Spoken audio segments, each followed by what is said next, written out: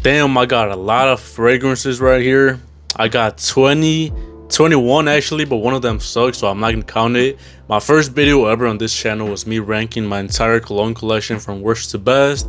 I had 10, and believe it or not, in the span of 2 months, I got 11 more, which is wild. I'm definitely wasting a lot of money, but it's for the channel, so you know it's an investment. So without further ado, here is me ranking my 20 colognes, my $1,500 collection from worst to best. Starting off with the worst spot, I hate this shit. La Tafa Quad Alpha San. I don't even care to pronounce it right because it's ass. This shit's at number 21. I'm not even gonna count it on the list. It's outside the top 20. It smells like pineapple, dirty, sweaty pineapple.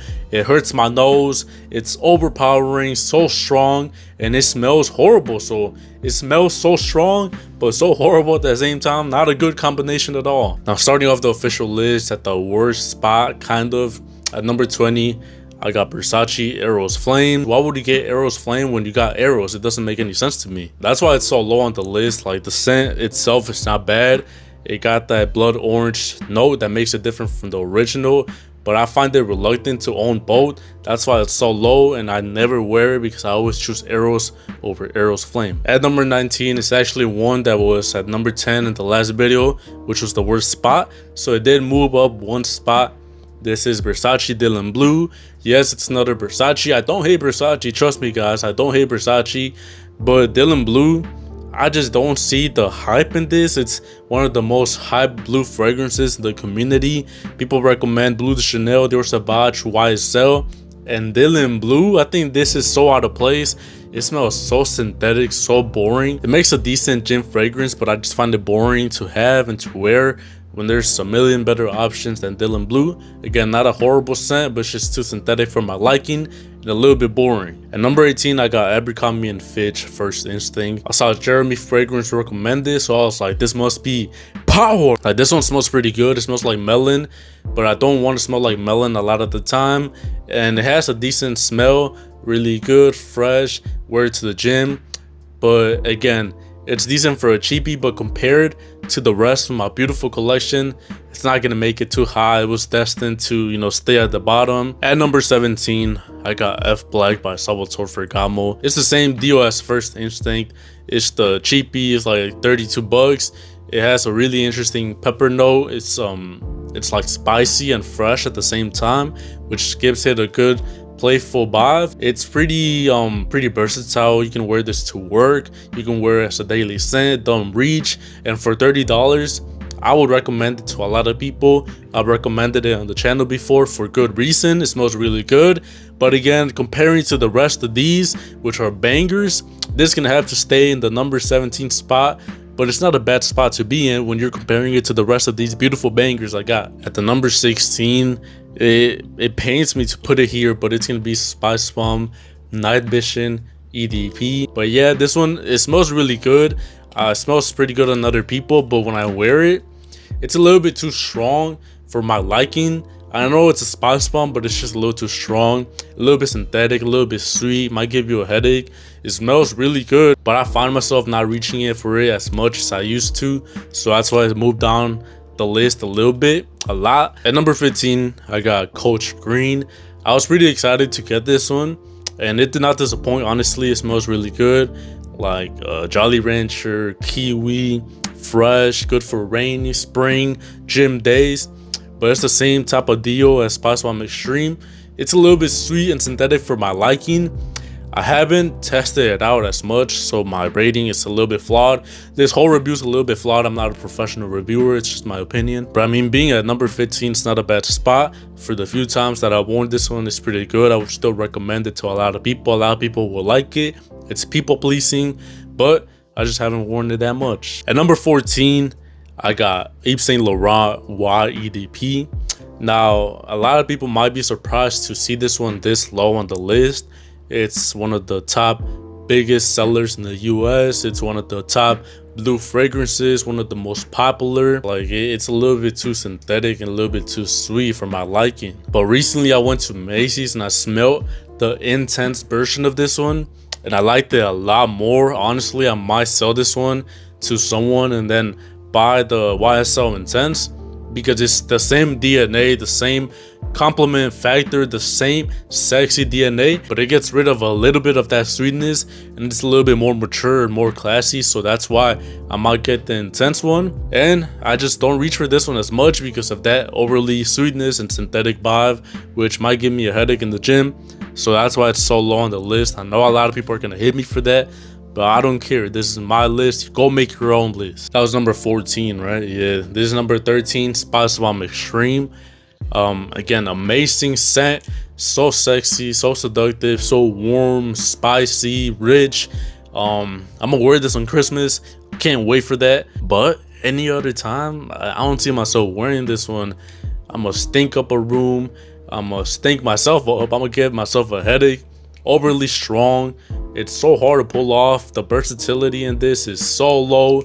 You cannot wear this any other time other than winter, -0°F. You cannot wear this shit because it's so strong. Again, I know a lot of people like strong fragrances. They want to project like crazy, give everyone a headache, but I'm not that type of person. It smells really good, but it's gonna have to be at number 13 just because I can't wear it that much. At number 12, this one made a big jump from the last list.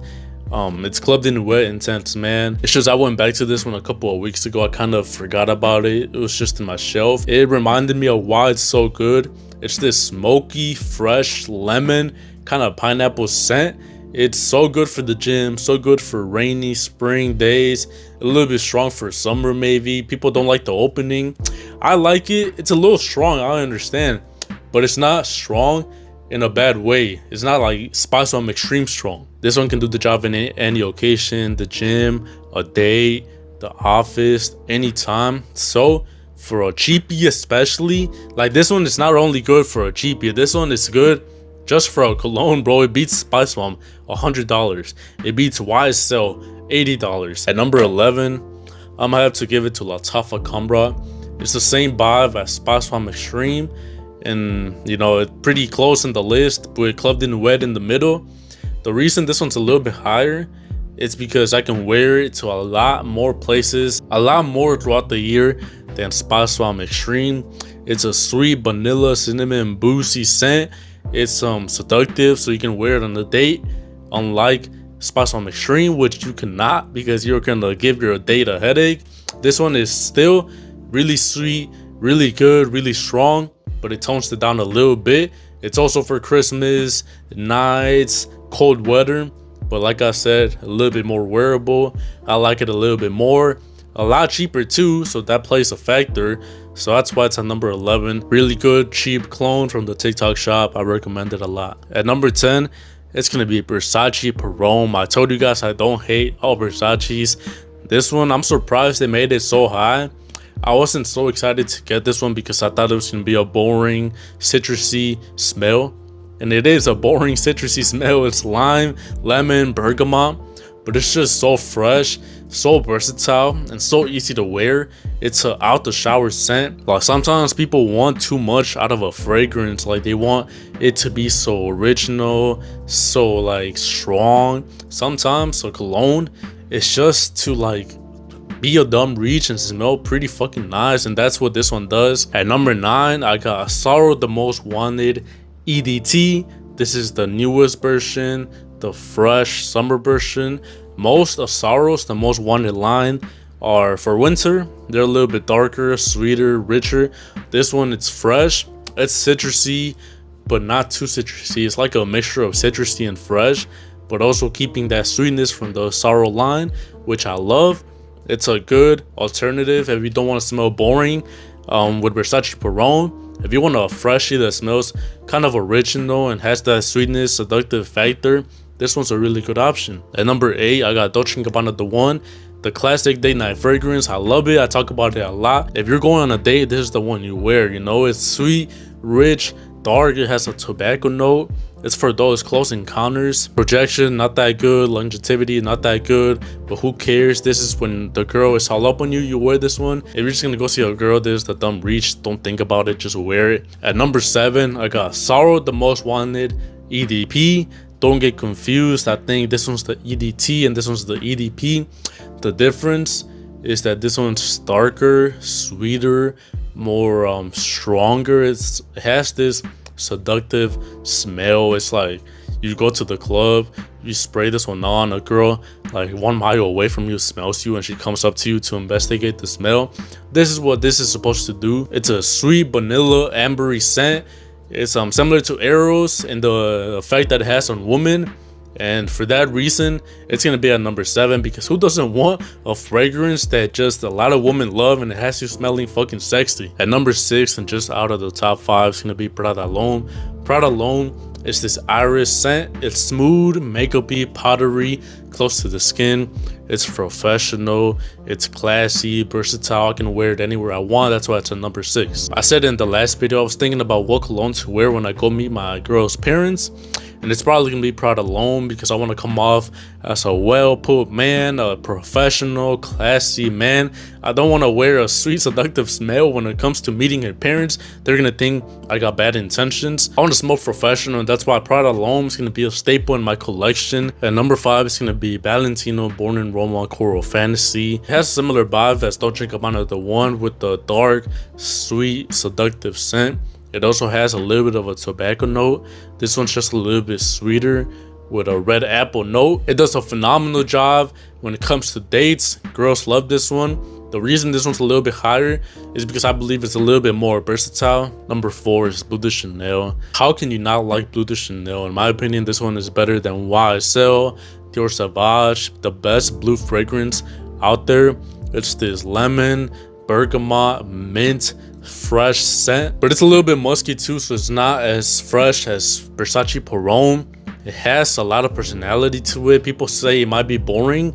I say hell nah, this is good. It's classy, it's professional. You smell so good in the gym, in the office, even on fucking dates. Like, this is so versatile. Like, it has the same dumb reach, potential, versatility as Versace Parome, but it just smells better. So that's why it's at number 4. You cannot go wrong with Bleu de Chanel. Fucking my camera died, so I'm gonna record from my phone. At number 3, I got Versace Eros. You cannot go wrong with Versace Eros. It's a sweet, seductive, sexy, green apple, mint, vanilla scent. It's good for dates, good for the club, good when you have a girl over. It's just so good. It gives me a lot of confidence. I love it. Versace Eros is always gonna be in my top 5 colognes probably. It did move down to the top 3. I can't remember what I put it in. The last one I think was number 2. So something did beat it, and that something was Jean Paul Gaultier Le Beau EDT. It's so dark, but I mean, fuck it, we're almost done with the video. I'm not gonna record it again. Jean Paul Gaultier Le Beau is so good. I love the coconut. It's sweet, it's playful, but it's also like subtle. Like, it doesn't project very well, and I love that from it. People will discover the smell on you and love it. My girl loved it. I loved it. It's so good. The bottle helps a lot. The presentation helps a lot, but the smell is just so fucking good. I love Jean Paul Gaultier Le Beau EDT. I'm sure you guys know my number 1 is staying number 1 from the last video. This Parfums de Marly Percival. There we go. We got Parfums de Marly Percival. It's my favorite DNA when it comes to colognes, fragrances. This DNA works wonders for me. It does amazing with my skin chemistry. It's just so sexy. My girl's favorite cologne too, so that helps a lot. But yeah, thank you for watching. It sucks that I had to end the video like this with my phone, but I mean, the fucking camera always dying, stupid ass camera. But yeah, thank you for watching. Keep sending your fragrance collections to Instagram. I have the link in the description if you want me to roast it. But yeah, thank you for watching. I appreciate the support, and just smell better.